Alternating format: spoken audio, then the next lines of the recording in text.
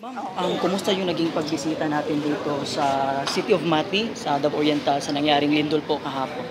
Oh, yes. Oh, nagbisita ka oo, yes. Nagbisita tayo ng mga kaibigan at kakilala natin dito sa Mati City at binisita natin yung mga namatay dahil sa lindol.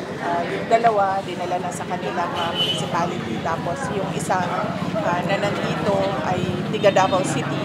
So, tinulungan natin sila para maayos yung pagbiyahe nung kanilang mahal sa buhay galing dito sa Mati City papunta ng Davao City para sa kanyang buhay.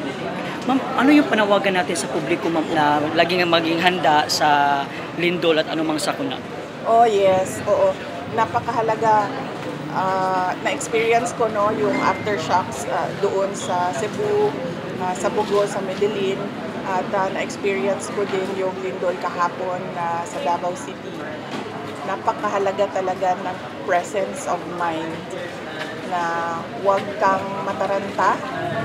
Mahalaga na maalala mo yung duck cover and hold at kung pwede nang tumayo para lumabas, kung safe na tumayo, lumabas ay lumabas kayo sa open area, open space.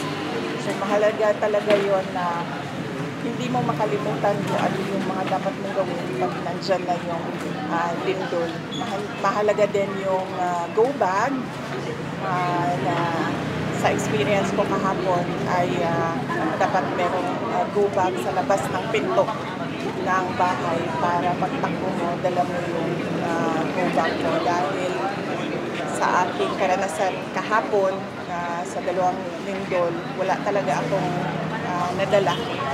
Kahit cellphone ko, hindi ko na siya nadala nung paglabas namin, takbo namin palabas ng bahay. Tapos nangailangan ako ng towel doon sa labas at wala akong kahit anumang gamit na magamit doon sa labas sa open space. So napakahalaga ng go bag na yun na nakalagay doon yung mga posibleng kailangan ninyo kapag kayo ay lumikas dahil sa lindol.